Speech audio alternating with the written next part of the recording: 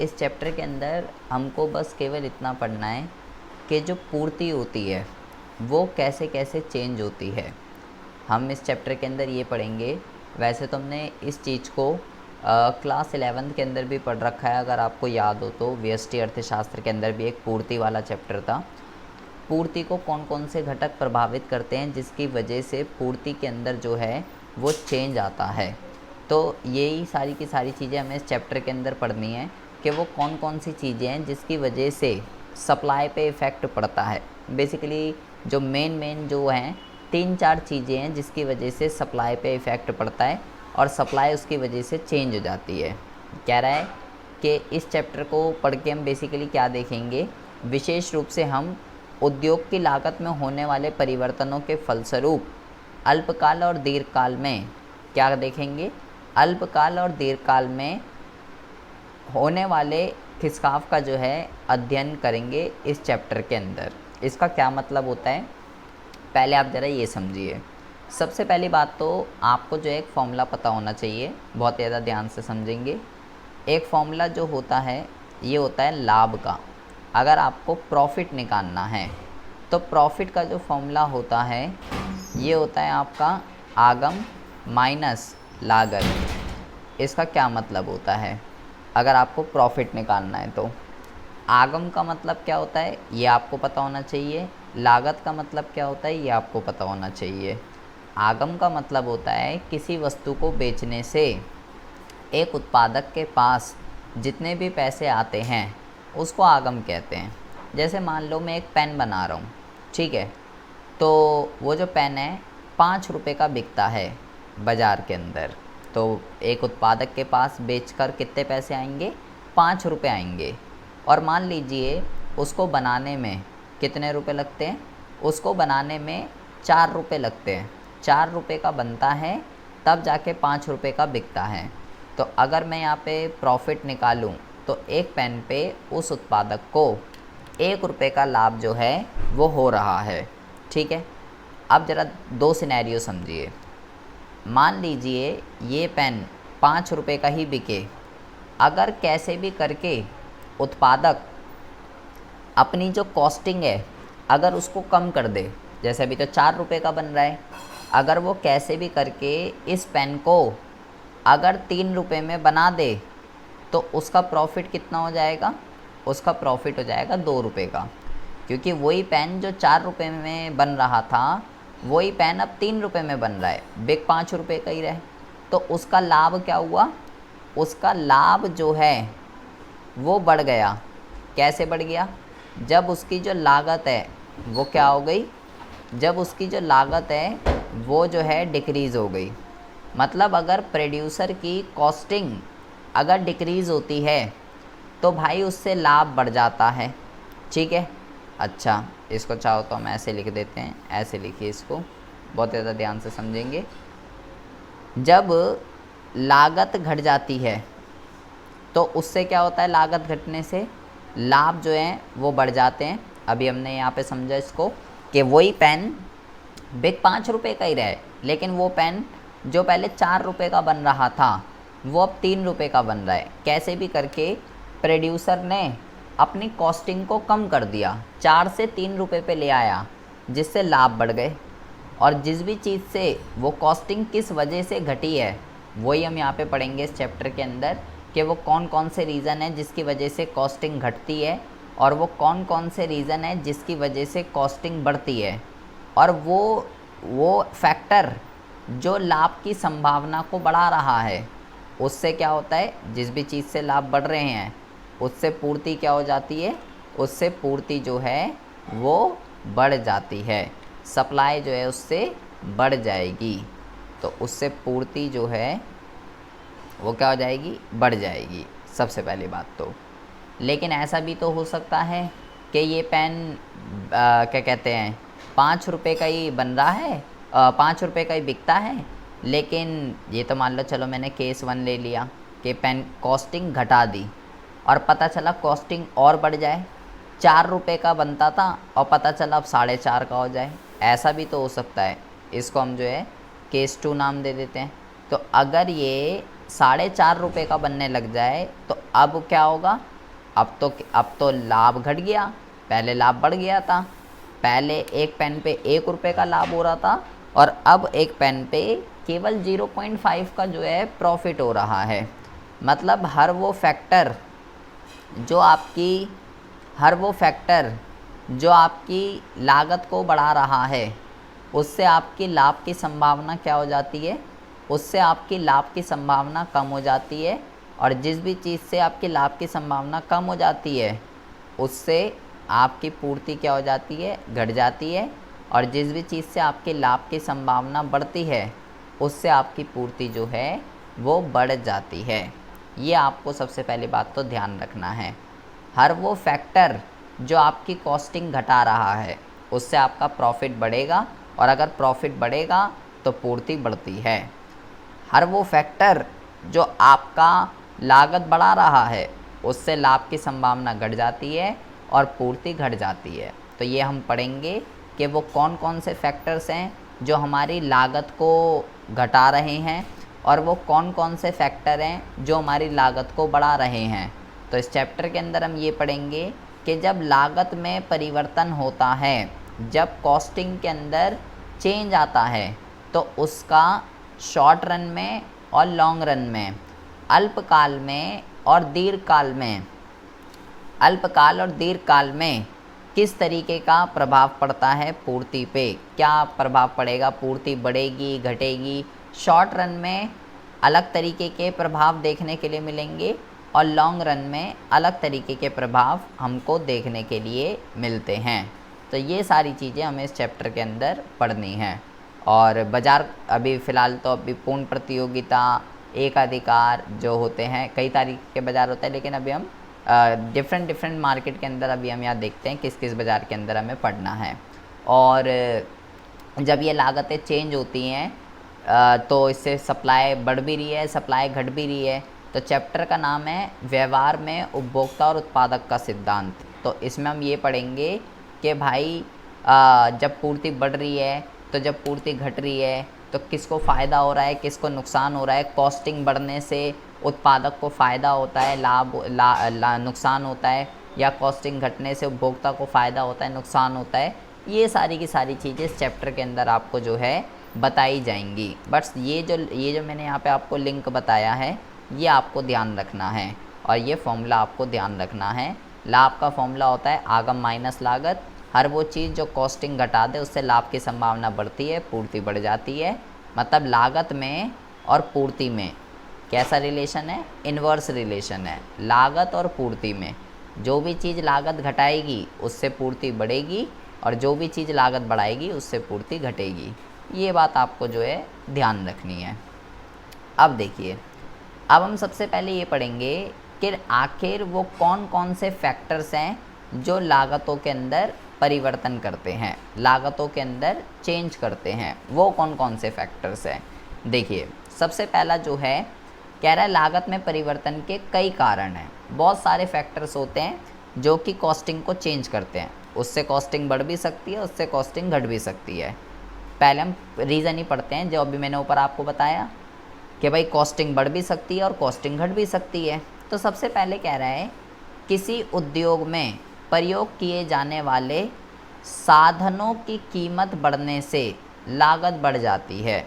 इसका क्या मतलब होता है? साधनों की कीमत बढ़ने से, सबसे पहला फैक्टर, जिसे कई उदाहरणों से स्पष्ट किया जा सकता है। जैसे कि यहाँ पे एक एग्जाम्पल दे रखा है कि गेहूं की कीमत 2006 के पश्चात तेज़ी से बढ़ रही है, जिसके कारण गेहूं से बनने वाली सारी चीज़ें, ब्रेड, बिस्कुट, रोटी, इन सब की कीमत भी क्या हो रही है?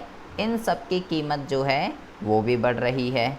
इस प्रकार पेट्रोल की कीमत बढ़ने से परिवहन की लागत भी बढ़ रही है, जिसके कारण सभी वस्तुएं और सेवाओं की कीमत बढ़ रही है। इसका क्या मतलब हुआ? सबसे पहला जो फैक्टर होता है, सबसे पहला जो फैक्टर होता है किसी भी गुड्स की कॉस्टिंग को बढ़ाने का, वो होता है साधनों की कीमत। साधनों की कीमत, या आप इसको जो है आगतों की कीमत भी कह सकते हो। ठीक है, आगत का मतलब क्या होता है? आगत का मतलब होता है इनपुट। इसका क्या मतलब होता है? दो वर्ड होते हैं, एक होता है इनपुट और एक वर्ड होता है आउटपुट। आउटपुट का मतलब होता है फाइनल गुड, जो आपने माल बनाया, और इनपुट का मतलब होता है कच्चा माल, जो कि इस तैयार माल को बनाने में, इस फाइनल गुड को बनाने में जो भी चीज़ें इसमें एज अ रॉ मटेरियल की तरह यूज़ हुई हैं, उसको हम क्या कहते हैं? उसको हम कहते हैं इनपुट। आप ऐसे समझिए इसको कि किसी भी वस्तु के उत्पादन के लिए क्या होता है? किसी दो वर्ड होते हैं, एक होता है वर्ड इनपुट और एक होता है वर्ड आउटपुट। तो इनपुट का मतलब मैंने आपको बोला कि इनपुट का मतलब होता है आगत, ठीक है। और आगत जो है वो दो तरीके का होता है। पहला जो होता है इसको हम कहते हैं कारक आगत, और दूसरा जो होता है इसको हम कहते हैं गैर कारक आगत। दो तरीके के होते हैं। कारक आगत के अंदर क्या क्या आता है? कारक आगत के अंदर आता है भूमि, श्रम, पूंजी और उद्यम। ये चार फैक्टर आते हैं कारक आगत के अंदर। गैर कारक के अंदर क्या आता है? गैर कारक के अंदर आता है कच्चा माल वगैरह। और इन दोनों चीज़ों से मिलकर ही क्या होता है? इन दोनों चीज़ों से मिलकर ही जब हम भाई वस्तु का प्रोडक्शन करने के लिए कच्चा माल चाहिए, ज़मीन चाहिए, लेबर चाहिए, पैसा चाहिए, इन दोनों चीज़ों से ही क्या आता है हमारे पास? आउटपुट आता है। आउटपुट। आउटपुट को हिंदी में क्या कहते हैं? आउटपुट को हिंदी में कहते हैं निर्गत। और निर्गत का मतलब क्या होता है? निर्गत का मतलब होता है तैयार माल, ये निर्गत का मतलब होता है। तो ये जो आगत है, आगत जो है किसी भी वस्तु के उत्पादन में यूज़ किए जाते हैं। वो कारक आगत भी हो सकते हैं, वो गैर कारक भी आगत हो सकते हैं। दोनों ही आगतों का यूज़ करके प्रोडक्शन होती है, किसी एक के साथ प्रोडक्शन नहीं हो सकती। क्या आप सोचो कि केवल ये वाले ले लेते हैं? अबे जब तक आपके पास कच्चा माल ही नहीं होगा तो प्रोडक्शन कैसे करोगे? और जब तक आप अगर क्या हो कि केवल गैर कारक आगत ले लेते हैं, इसको छोड़ो, तो जब तक ये अगर यही नहीं होंगे आपके पास, प्रोडक्शन करने के लिए ज़मीन नहीं होगी, मशीन नहीं होगी, लेबर नहीं होगी, पैसा नहीं होगा, तो कैसे होगी? दोनों चीज़ों की यूज़ से ही प्रोडक्शन पॉसिबल हो पाता है। तो जब इन सब की कीमतों में वृद्धि होती है, अब ज़रा ध्यान से समझिए, ये आउटपुट किसके ऊपर डिपेंड कर रहा है? ये आउटपुट जो है इनपुट के ऊपर निर्भर कर रहा है। सिंपल सी बात है। आप खुद सोचिए, अगर आपको कच्चा माल, ये सब चीज़ें अगर सस्ती मिलेंगी, तो अगर ये आपको सस्ती मिलेंगी, तो जो आपका तैयार माल है ये भी आपका सस्ता बनेगा, क्योंकि आउटपुट इनपुट का ही तो परिणाम है। भाई इनपुट जो है इनसे मिलके बना है, तो जब यही सस्ता मिलेगा आपको, ये सब चीज़ें सस्ती मिलेंगी, रॉ मटेरियल वगैरह, तो आपका गुड भी सस्ता बनेगा। और अगर यही चीज़ें आपको महंगी मिलेंगी तो सिंपल सी बात है, आपका जो आउटपुट है ये भी आपका महंगा बनेगा। मतलब आपका जो आउटपुट है निर्गत, जो आपका तैयार माल है, वो आपके इनपुट के ऊपर डिपेंड कर रहा है कि आपको ये कारक आगत और ये गैर कारक आगत ये आपको सस्ते मिल रहे हैं, या ये आपको जो है ये आपको सस्ते मिल रहे हैं, या ये आपको जो है महंगे मिल रहे हैं। इसके ऊपर डिपेंड करता है। और इसी को ही जो कारक आगत होते हैं, यही आप इन्हीं को ही साधन कहते हैं।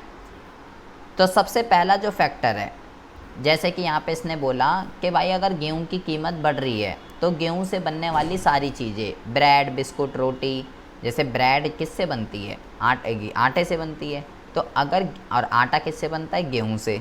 तो गेहूं जो है एज अ इनपुट यूज़ किया जाता है ब्रेड में, बिस्कुट में, रोटी में, इन सब चीज़ों में।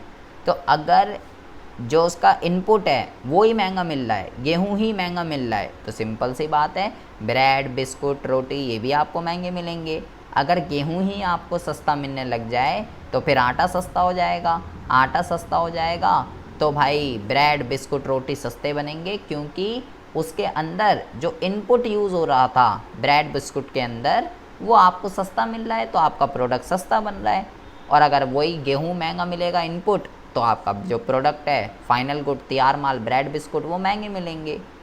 अगर पेट्रोल महंगा हो रहा है, दूसरे एग्जाम्पल में इसने पेट्रोल का एग्जाम्पल दिया, अगर पेट्रोल महंगा मिल रहा है तो सिंपल सी बात है, कह रहा है परिवहन लागत बढ़ जाएगी, तो ट्रांसपोर्टेशन कॉस्ट ज़्यादा आएगी। भाई मान लीजिए पहले जो है, पहले 1 लीटर पेट्रोल जो है वो कहते हैं, मान लो पहले 60 रुपये लीटर आता था, और अब वही 1 लीटर पेट्रोल जो है अब भाई साहब 100 रुपये लीटर आ रहा है, डबल हो गए प्राइस।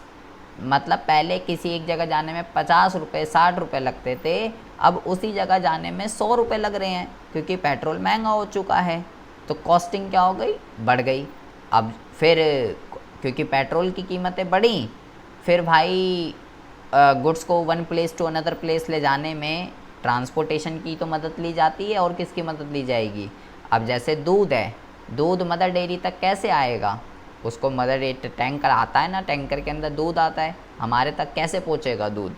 तो अगर पेट्रोल ही महंगा होगा तो वो कॉस्टिंग कौन भरपाई करेगा, हम ही तो भरपाई करेंगे, और कौन करेंगे। वो फिर दूध महंगा दूध देखोगे आप कितना महंगा होए जा रहा है। तो क्यों होए जा रहा है, रीज़न क्या है, क्योंकि पेट्रोल वगैरह चीज़ें जो है ये महंगी होए जा रही हैं इस वजह से। तो किसी भी प्रोडक्ट के अंदर जो इनपुट यूज़ किए जा रहे हैं आगत, जब उनकी कीमतें बढ़ती हैं तो भाई वो गुड्स भी बढ़ते हैं, उनकी कॉस्टिंग भी बढ़ जाती है, और अगर वो सस्ते हो जाएंगे तो सिंपल सी बात है वो भी सस्ता हो जाएगा। सबसे पहला फैक्टर है ये। अभी हम इन सब 4 फैक्ट, यहाँ पे 4 पॉइंट बताए गए हैं, 4-5, इन सब पॉइंटों को अभी हम डायग्राम के थ्रू भी जो है 1 बाय 1 इनको हमें डीप से पढ़ना है। यहाँ पे आपको केवल इंट्रो दिया गया है कि किस किस चीज़ से कॉस्टिंग बढ़ती है। सबसे पहला है साधन। अब आता है दूसरा, वो है तकनीक में परिवर्तन। ये बहुत ही इम्पॉर्टेंट है। कह रहा है जब टेक्नोलॉजी के अंदर चेंज आता है, तो कह रहा है भाई जब टेक्नोलॉजी के अंदर चेंज आता है, टेक्नोलॉजी का मतलब टेक्नोलॉजी नई भी हो सकती है, टेक्नोलॉजी आपकी पुरानी भी हो सकती है, तो इससे लागतों में परिवर्तन होता है। जैसे कि आधुनिक तकनीक के प्रयोग से कई उद्योगों का उत्पादन कार्य कुशलता से होने लगता है और उत्पादन लागत में कमी आती है। जैसे मोबाइल, कंप्यूटर आदि के प्रयोग से सूचना प्रसारण तंत्र में कुशलता आई है, मेट्रो के आने से समय की बचत हुई है, प्रदूषण में कमी आई है, और इसी प्रकार तकनीक परिवर्तन लागतों को क्या करती हैं, प्रभावित करते हैं। क्या कहने का मतलब है इसका, ये कह रहा है कि भाई जब टेक्नोलॉजी के अंदर चेंज आता है तो उससे क्या होता है, बहुत ज़्यादा ध्यान से यहाँ पे देखेंगे। ये कह रहा है कि जब तकनीक में चेंज आएगा, जब भी कोई नई तकनीक आती है, नई तकनीक, ठीक है, जब भी कोई नई तकनीक आती है तो उससे क्या होता है, उससे आपकी जो उद्योग होता है उसकी उत्पादन की जो लागत होती है वो क्या होती है, घट जाती है। और अभी मैंने ऊपर आपको बताया, जो भी चीज़ आपकी उत्पादन की लागत को घटा देगी उससे लाभ की संभावना बढ़ जाती है और पूर्ति क्या हो जाएगी, उससे बढ़ जाएगी।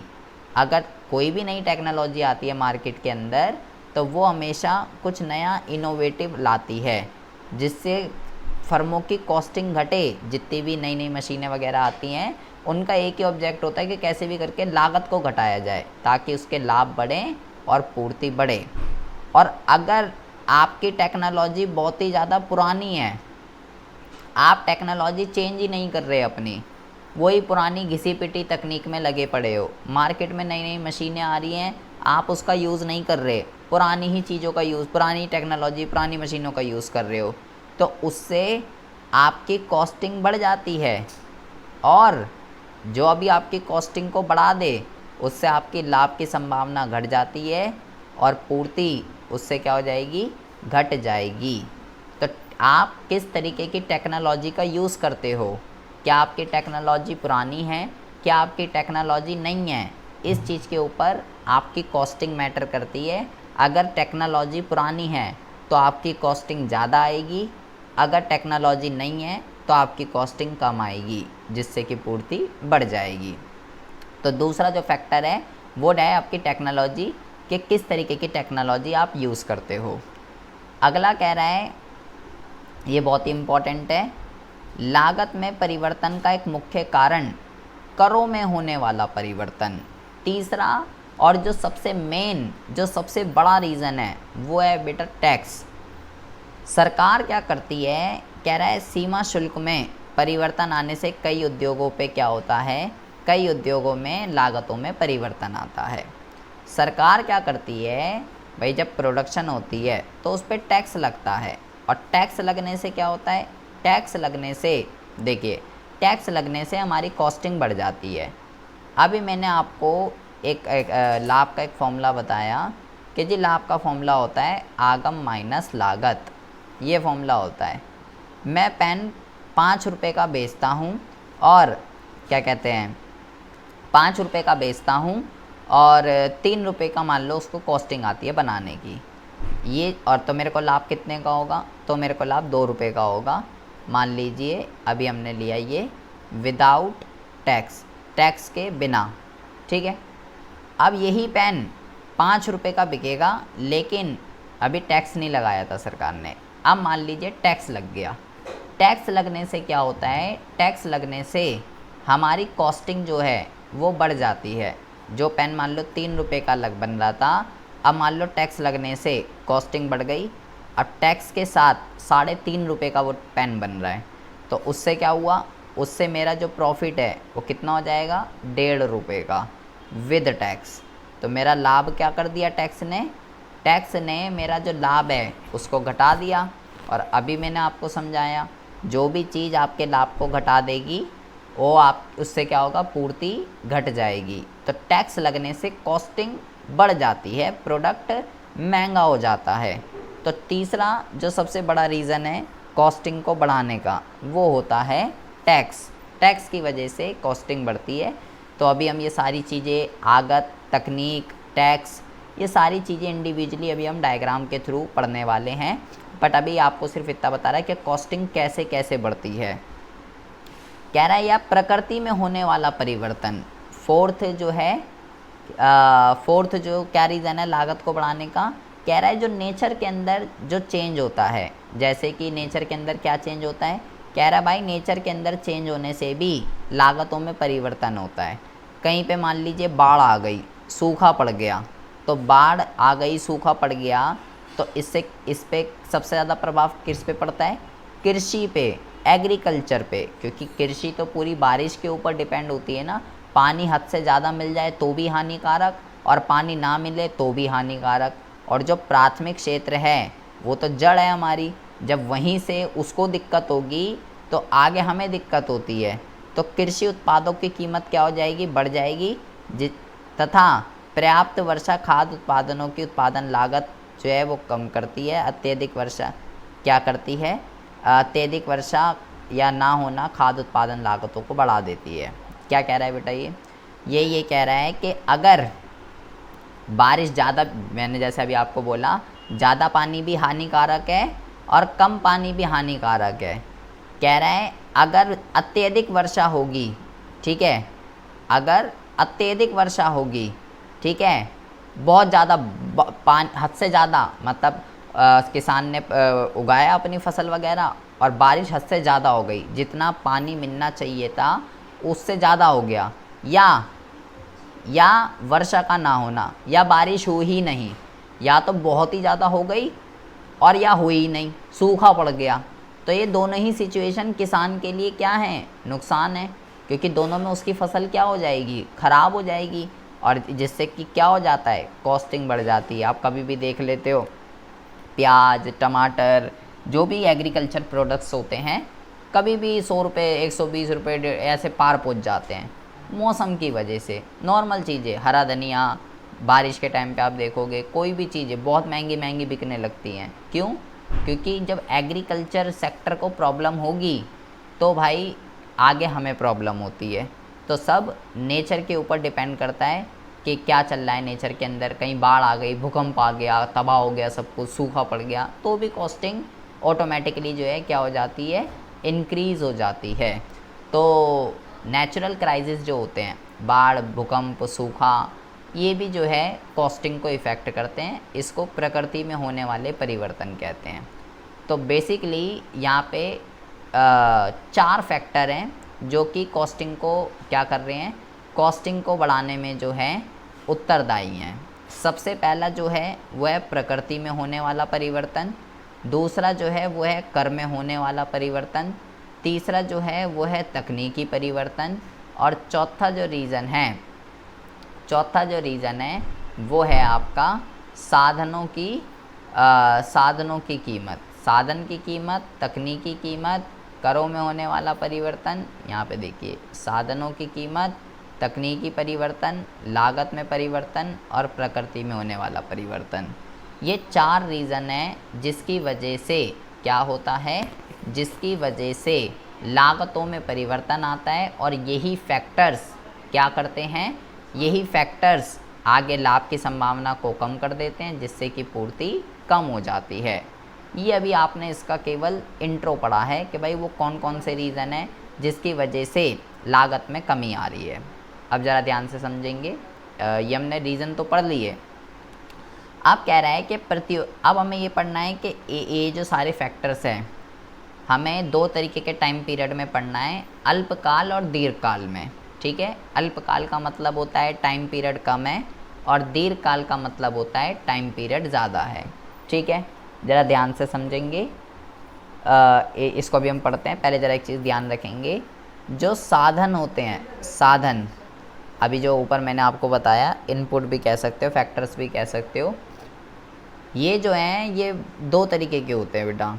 पहले जो होते हैं वो होते हैं स्थिर साधन, और दूसरे जो होते हैं इसको हम कहते हैं परिवर्तनशील साधन।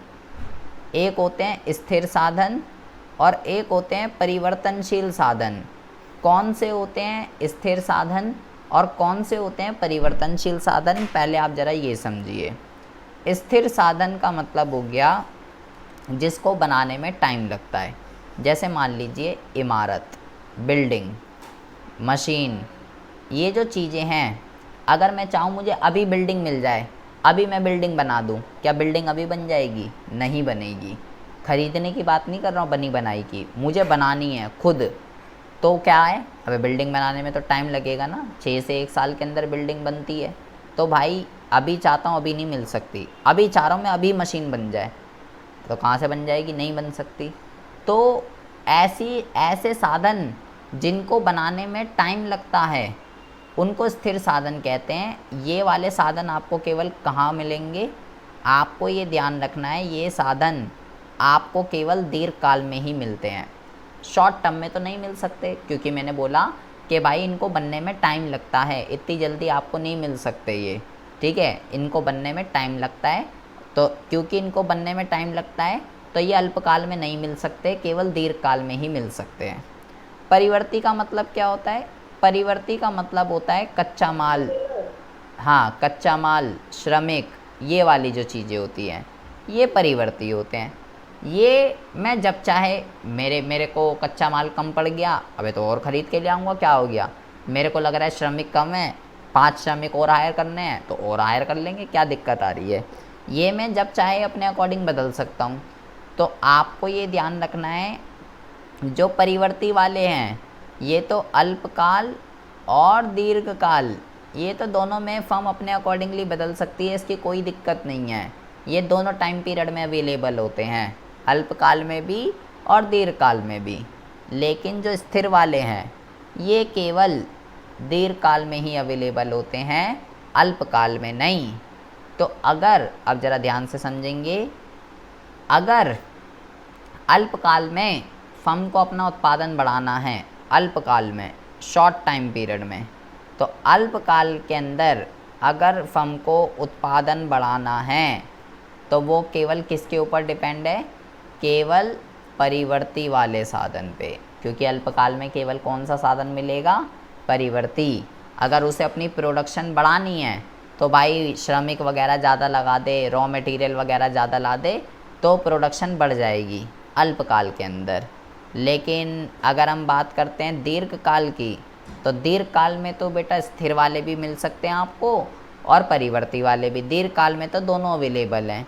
तो और अगर दीर्घकाल के अंदर अगर उत्पादन बढ़ाना है तो दोनों ही साधन, स्थिर साधन और परिवर्ती साधन, दोनों साधनों के प्रयोग से उत्पादन बढ़ाया जा सकता है। ये बात आपको ध्यान रखनी है कि साधन, हर वो चीज़ रिसोर्स होती है, साधन होती है जिसका यूज़ करके मैं क्या करता हूँ, जिसका यूज़ करके मैं गुड्स एंड सर्विसेज की प्रोडक्शन करता हूँ। और वो दो तरीके के होते हैं, स्थिर और परिवर्ती। स्थिर में जिसको बनाने में टाइम लगता है, इसके मैंने एग्जांपल बता दिए। परिवर्ती जिसको फर्म अपने अकॉर्डिंगली चेंज कर सकती है, और ये अल्पकाल और दीर्घकाल दोनों में अवेलेबल होता है, लेकिन स्थिर वाला केवल दीर्घकाल में अवेलेबल होता है। अब ये हमने ऊपर पढ़ तो लिया, लागत भाई क्या है, किस किस वजह से चेंज होती है, कौन पूर्ति को बढ़ाएगा, कौन पूर्ति को घटाएगा। अब देखिए क्या कह रहा है, कह रहा है प्रतियोगी बाजार की स्थिति में लागत में परिवर्तन समय अवधि के आधार पर भिन्न भिन्न होता है। मतलब कि समय अवधि दो तरीके की होती है, एक अल्पकाल और एक दीर्घकाल। जैसे अल्पकाल में स्थिर साधन और परिवर्ती साधनों के बीच अंतर बने रहने के कारण उत्पादन की जो मात्रा है, उत्पादन की मात्रा को बढ़ाने के लिए केवल परिवर्ती साधनों के प्रयोग के माध्यम से ही संभव हो पाता है। अभी मैंने आपको बताया कि भाई अल्पकाल के अंदर केवल कौन सा साधन मिलेगा, परिवर्ती वाला। तो अगर अल्पकाल के अंदर आपको प्रोडक्शन बढ़ानी है तो आप केवल परिवर्ती साधनों को बढ़ा के ही अपनी प्रोडक्शन बढ़ा सकते हो। आपको श्रमिकों को ज़्यादा लगाना पड़ेगा, कच्चा माल आपको ज़्यादा लगाना पड़ेगा तो ही बढ़ सकती है। अगर आप चाह रहे हो मैं मशीनें खरीद के ले आऊँ तो भाई नहीं आ सकता, क्योंकि वो स्थिर साधन है और शॉर्ट रन में आप मशीनों की मदद से प्रोडक्शन नहीं बढ़ा सकते। तो अगर आप अल्पकाल के अंदर उत्पादन कौन बढ़ा सकता है, केवल परिवर्ती वाला साधन और कोई नहीं, कच्चा माल और श्रमिक। तो भाई अब जब वो आएंगे, कह रहा है जिसके कारण उत्पादन लागत अधिक हो जाती है। तो अगर बेटा आप ज़्यादा लेबर को हायर करोगे तो उनको वेजेस भी तो देनी है ना, फ्री में थोड़ी ना आएंगे वो। तो अगर आप ज़्यादा लेबर लगाओगे, वेजेस देनी पड़ेगी, तो भाई फिर से क्या होगा, कॉस्टिंग बढ़ जाएगी आपकी। और इसके विपरीत ये अभी अल्पकाल की बात करी इसने कि अल्पकाल में तो आपको अगर उत्पादन बढ़ाना है तो केवल परिवर्ती साधन ही बढ़ा सकता है और कोई नहीं। और जैसे कि श्रमिक अगर ज़्यादा लगाओगे तो सिंपल सी बात है, उनको पे ज़्यादा करना पड़ेगा, तो आपका लागत बढ़ जाएगी, और जो भी लागत बढ़ जाएगी लाभ घट जाएगा, पूर्ति घट जाएगी। लेकिन यही सिनेरियो अगर हम दीर्घकाल में देखते हैं तो दीर्घकाल में प्राय सभी साधन कैसे होते हैं, कह रहा है दीर्घकाल के अंदर जो हैं सभी साधन परिवर्तनशील होते हैं। ये इसने लाइन यहाँ पे लिखी है बेटा। मैंने अभी आपको बताया कि दीर्घकाल के अंदर कौन कौन से साधन अवेलेबल होते हैं, बताइए ज़रा। स्थिर वाले अवेलेबल, दीर्घकाल में स्थिर वाले अवेलेबल होंगे, परिवर्ती वाले अवेलेबल होंगे, या दोनों ही अवेलेबल होंगे? स्थिर साधन होंगे। अच्छा, परिवर्ती वाले नहीं होंगे बेटा? अरे हाँ, नहीं, अभी तो मैंने बताया कि परिवर्ती वाले तो दोनों में अवेलेबल हैं, स्थिर अल्पकाल में भी और दीर्घकाल में भी। परिवर्ती वाला तो अवेलेबल है, चाहे वो अल्पकाल हो चाहे वो दीर्घकाल हो, लेकिन जो स्थिर वाला है वो केवल दीर्घकाल में अवेलेबल होता है। तो दीर्घकाल में दोनों साधन अवेलेबल होते हैं, स्थिर भी और परिवर्ती भी। अभी तो बताया मैंने आपको, दीर्घकाल में दोनों अवेलेबल हैं, स्थिर भी और परिवर्ती भी। क्योंकि दीर्घकाल में, बड़े ध्यान से सुन लीजिए इस लाइन को, क्योंकि दीर्घकाल के अंदर लॉन्ग रन में मैं स्थिर साधन बढ़ाना चाहता हूँ, स्थिर भी बढ़ा सकता हूँ, मशीन वगैरह। मैं परिवर्ती वाले बढ़ाना चाहता हूँ, कच्चा माल, श्रमिक, वो भी बढ़ा सकता हूँ। लॉन्ग रन के अंदर दीर्घकाल में उत्पादक की मर्जी होती है कि वो अपना उत्पादन किससे बढ़ाना चाहता है, स्थिर वाले से, परिवर्ती वाले से। दोनों अवेलेबल होते हैं, दोनों को चेंज कर सकता है वो। क्योंकि दोनों को चेंज कर सकता है इसलिए इसने यहाँ पे लाइन लिखी है कि दीर्घकाल के अंदर सारे साधन परिवर्तनशील होते हैं। ये बात आपको ध्यान रखनी है, लॉन्ग रन के अंदर सारे साधन परिवर्तनशील होते हैं। परिवर्तनशील का मतलब होता है जिसको हम अपने अकॉर्डिंगली चेंज कर सकते हैं। तो दीर्घकाल में तो मैं स्थिर वाले भी बदल सकता हूँ और परिवर्ती वाले तो बदल ही सकता हूँ। तो इसलिए दीर्घकाल के अंदर ऐसा कुछ नहीं होता कि ये स्थिर साधन है, ये परिवर्ती साधन है। दीर्घकाल में दोनों बदल सकते हैं। अल्पकाल में बस दिक्कत है अल्पकाल में स्थिर वाला नहीं बदलता, परिवर्ती वाला बदलता है, इसलिए अल्पकाल में साधनों का दो अंतर होता है, स्थिर और परिवर्ती। दीर्घकाल में कुछ नहीं होता। दीर्घकाल में सारे साधन परिवर्तनशील होते हैं, सब साधन एक समान मात्रा में परिवर्तित करके उत्पादन को कम या अधिक किया जा सकता है, जिससे कि उत्पादन लागत जो है उस पर नियंत्रण किया जा सकता है। हम उत्पादक की जो मन करे, वो स्थिर वाले बढ़ाना घटाना चाहता है स्थिर वाले बढ़ा घटा सकता है, और परिवर्ती वाला चाहे तो परिवर्ती वाला, जो उसका मन करे जैसा वो कर सकता है लॉन्ग रन के अंदर। लॉन्ग रन में उसकी मर्जी होती है और शॉर्ट रन में उसकी मर्जी नहीं होती। आप क्या कह रहे हैं कि जो पूर्ण प्रतियोगिता बाजार होता है, पूर्ण प्रतियोगिता जिसमें फर्म आसानी से आ सकती है, आसानी से जा सकती है, तो मैंने आपको पढ़ाया कि वो दीर्घकाल में केवल सामान्य लाभ ही प्राप्त करती है। अगर आपको याद हो, डायग्राम के थ्रू मैंने आपको पढ़ाया था। क्यों सामान्य लाभ अर्जित करती है दीर्घकाल के अंदर? क्योंकि इस बाज़ार में कोई भी फर्म आसानी से आ सकती है और आसानी से जा सकती है। तो पहले आप देखिए, फिर मैंने आपको अल्पकाल का भी बताया था। अल्पकाल के अंदर पूर्ण प्रतियोगिता बाज़ार में super normal profit, normal profit, हानि कुछ भी हो सकता है, पर दीर्घकाल में तो उसको सामान्य लाभ ही मिलेगा। जैसे कि मान लीजिए अल्पकाल के अंदर पूर्ण प्रतियोगिता बाजार में सुपर प्रॉफिट हो रहा है। सुपर प्रॉफिट मतलब असामान्य लाभ। तो इसको देख के फर्में अट्रैक्ट होंगी और पूर्ण प्रतियोगिता बाजार के अंदर आएंगी, और धीरे धीरे जब सभी उत्पादक ऐसे अट्रैक्ट होंगे, इस बाज़ार के अंदर आएंगे, अपनी दुकान ओपन करेंगे, शॉप ओपन करेंगे, तो लॉन्ग रन के अंदर उत्पादकों की संख्या बढ़ जाएगी और वो असामान्य लाभ, सुपर प्रॉफिट, केवल सामान्य लाभ बन के रह जाएगा। तो ये बात आपको ध्यान रखनी है। पूर्ण प्रतियोगिता के अंदर अल्पकाल में कैसा लाभ होता है, ये कुछ भी हो सकता है अल्पकाल में, लेकिन लॉन्ग रन में तो सामान्य ही होगा। इतना आपको अभी सबसे पहले ध्यान रखना है।